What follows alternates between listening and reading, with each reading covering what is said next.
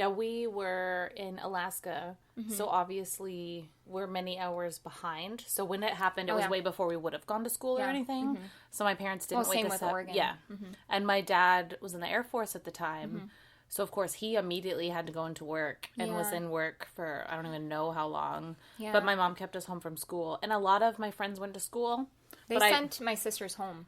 Oh, did they? Yeah. People went to school, but I did kind of find out it was weird. They said a lot of military family kids stayed home. Because I didn't go. We didn't live on base. We lived in Wasilla, but yeah, my parents kept us home. I dated a guy from northern New Jersey, and a lot of people go into the city for work. He said kids kept getting called because their parents had been in the building to go home. He said he knew a bunch of kids whose parents died because he lived in northern New Jersey.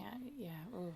So this is actually about 9/11, sort of. I was 10 when it happened. A boy named Hamid Hayat was 18 when it happened, and that was my brother's age at the time. So Hamid and his sister Rahila and his mother and dad, his dad's name is Umair, they all moved to America from Pakistan before 9/11. In fact, even his cousins, uncles, and a bunch of the Hayat family moved to the USA, like, well before 9/11. So his family was Muslim, and I say that because the entire case revolves around that, essentially, and their ethnicity. Which, during that time. Oh, yeah. Now.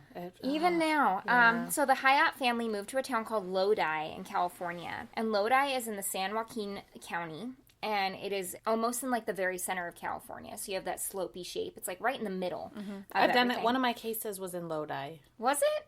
Oh, I forgot about that. I think it was maybe my cult, or I don't remember, but one of mine, yeah. Oh, weird. Maybe I'm lying, I don't know. No, you're probably right. So the city is a fairly poor community, and it has a large Muslim community in relation to its size. There was 51,000 people around this time, so it's probably grown from that, but at the time of the story, it was about 51,000 people. There are now 72,000. It goes down. Wait. No, it would go up. People dumb. have babies. Oh, yeah. I don't know how that works. I'm not sure. Sorry, Evan. What? Hamid and his family were very involved in the local Muslim community. They attended mosque, they went to events, etc., like really regularly, even though Hamid was seen as kind of odd and he had a hard time making friends. So there are some reasons behind this. One is his personality. He was just kind of an introvert. Two, when Hamid was living in Pakistan as a child, he got meningitis, which most people don't survive, so that's crazy. And as a result of his meningitis, he had some physical and developmental issues, and so he was super sick, like sickly and sick after that. Shortly after his meningitis was cured, he developed depression, and he just wanted to stay at home, sleep a lot, play video games, not go out, not make friends. And he was, like, really thin and got ill a lot. And that's kind of what ended up happening to him through middle school, high school, and into his early adulthood. So shortly after 9/11, a man started attending the local mosque that Hamid attended. And this guy was also Muslim, and he had just moved to Lodi and worked in IT. So he was, like, a tech guy. And his name was Nasim Khan. And little did the community know, Nasim Khan wasn't in IT. In fact, he had actually just been a convenience store cashier, and then he got offered a position as an undercover informant for the FBI for $225,000 in, like, 2001 or 2002. So he was like, yeah, I'll do that and move to Lodi or whatever. So Nasim had no... I'll do that. I'll move to Lodi. Hey, FBI. My podcast. Send us to I'm moving to Lodi.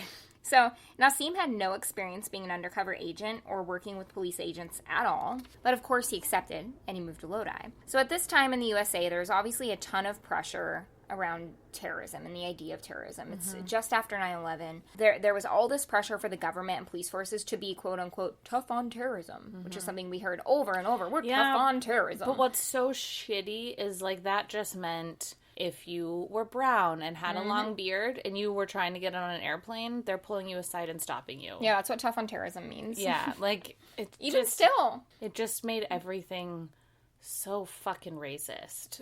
Yeah, and this is definitely part of this case. So they also had a lot of pressure to actually try cases on terrorism for the public image, the media, for civilians to feel like things were happening and they were catching terrorists. So Nasim wore a hidden audio recorder most of the time and befriended so many people in the community trying to find ties to terrorists. Gracias. Kaylin's pouring beer for me. Yeah, Evan doesn't actually get any of this because we're finishing it. We're just going to drink it. So one day, Nasim reported that he saw Loa Hiri at the community mosque in Lodi, and this has never been corroborated, but Loa Hiri was bin Laden's closest confidant, like second in power. Like the picture you've seen of, like, bin Laden in cave or some kind of adobe-looking room or whatever, a small space. The guy sitting next to him is Loahiri, like a really famous picture. It was crazy. Bin Laden feels like a lifetime ago when all of that happened. Can you imagine? Do you remember that newspaper cover of his face? Yeah. Well, for a long time, all you heard about on the news all the time was Bin Laden, Bin Laden, Bin Laden. And as soon as he was killed, like, he just, like, it was killed, there were parties, and then, like, Bin Laden never existed. This guy said he saw Loahiri in Lodi. And so because of this, the FBI sent a surveillance team to also stay put in Lodi, since there was also a very popular conspiracy theory that there were sleeper cells all over the USA. And so everyone thought that there were sleeper cells, and because this was a big Muslim, which is essentially just jihadists in waiting.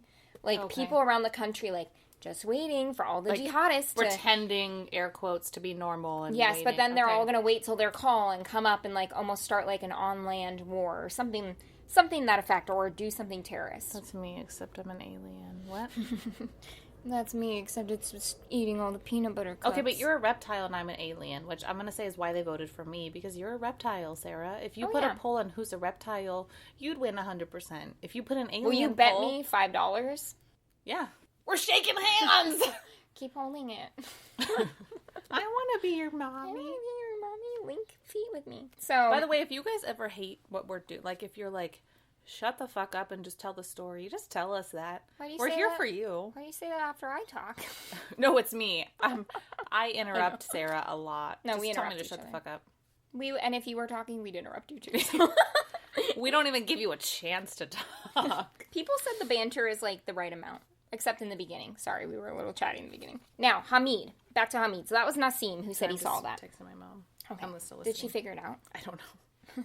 So Hamid, even though he didn't really have friends, he loved to talk a really big game. His cousin, who also lived in Lodi, said that he would tell people huge, stupid lies.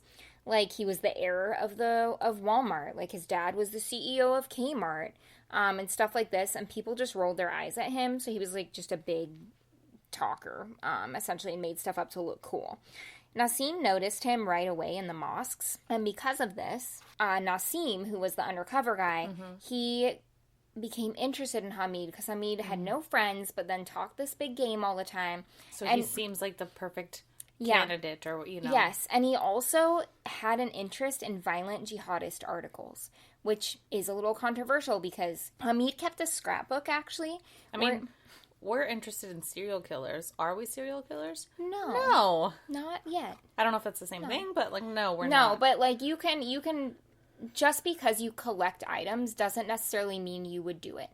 It doesn't necessarily make it right. No, it's like... It's hard. If you've seen that you can buy fucking, like, Hitler memorabilia, why the fuck would anyone want that?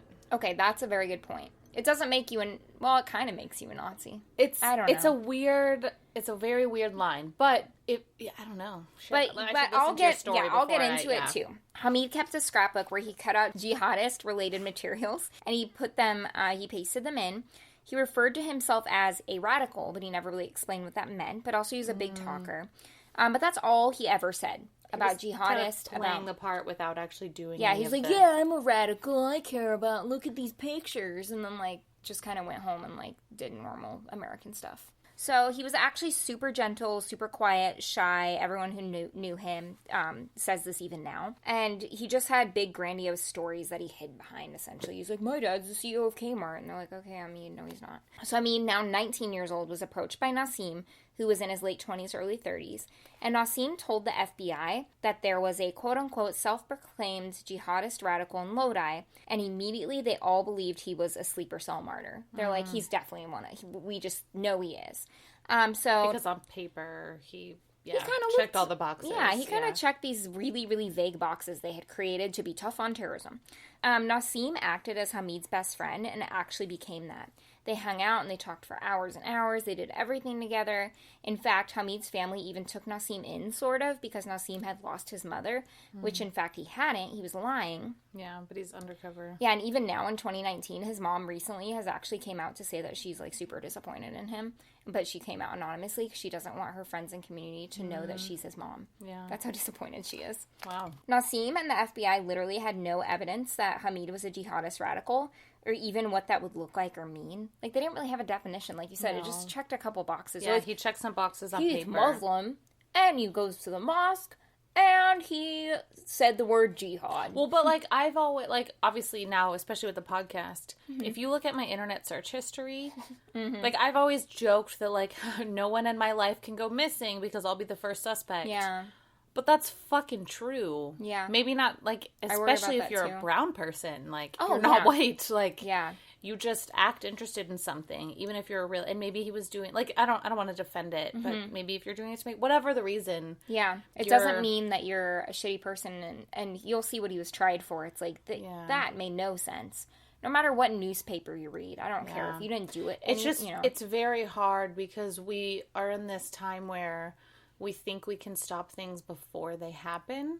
That's exactly what I'm going to talk about in a minute. Yeah, so we're in this time, right, where we want to stop things before they happen. But I Google serial killers all fucking day long, and I did in elementary school. I thought I was a crazy person until I realized other people did it too. And you know who they don't stop before it happens? And this is going to get political really quickly because it became a political issue. But white guys who shoot up schools, white guys who kill their wives, white guys who abuse their children. Like, none of that's preventative. Well, and then you have the stuff like, and this is not even my opinion, this is literally fact. Mine was fact too. A white person commits a crime, like a white guy shoots up Planned Parenthood, he had a troubled childhood. He had this, he had that. He's a great swimmer. Don't ruin that. A black guy shoots something up. Oh, he was a hoodlum. He was a gangster. He was that. We had to shoot him because he pulled... Yeah. He looked like he might have a gun. We portray people very different in the media. Yeah. Did we just lose a bunch of that. Now we have one listener.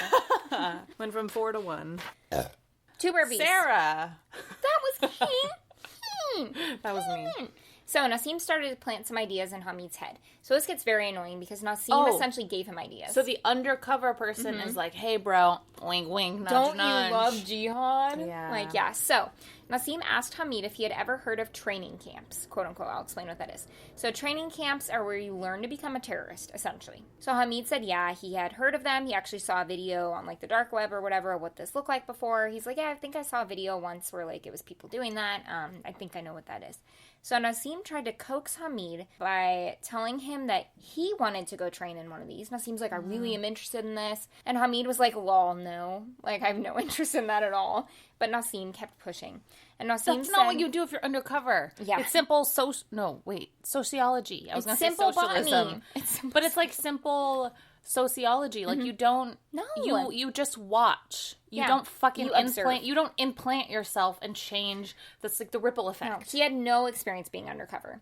So Nasim kept pushing. Nasim said, so we're going to go to this training camp, right? And he'd, like, say it in his microphone. And Hamid was like, yo, that's up to you. If you want to go, go. Like, I'm not going. But yeah, if you want to go to a training camp. I don't care. But still, Nasim pushed. And he one day he asked, so which camp is better? This one or that one? And Hamid was essentially like, I don't know.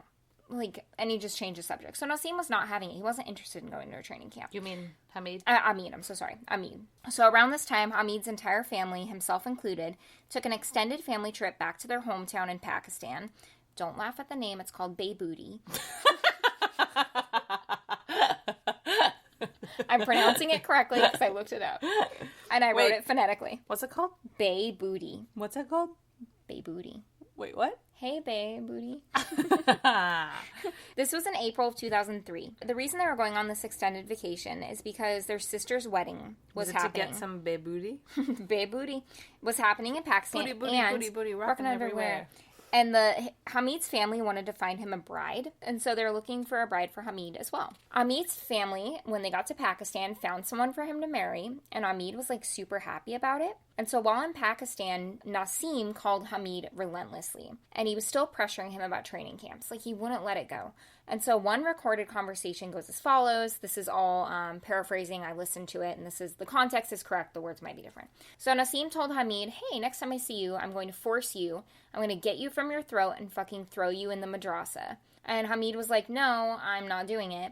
And then Nasim was like, yes, you are. You're going. And then he threatened him with more violence and said, if you don't go, like, I'll fucking force you into it. And after this conversation, Hamid told Nasim he didn't want to be friends anymore. Nasim was not white, correct? Nasim is also Muslim. Okay. And he's also, I don't know if he's from Pakistan, but he spoke the same language as Hamid. Okay. So he's from, like, a similar background as Hamid. Okay. Yes. Hey, you guys, my carpet smells really good right now. I'm so sorry. Caitlin spilled her beer on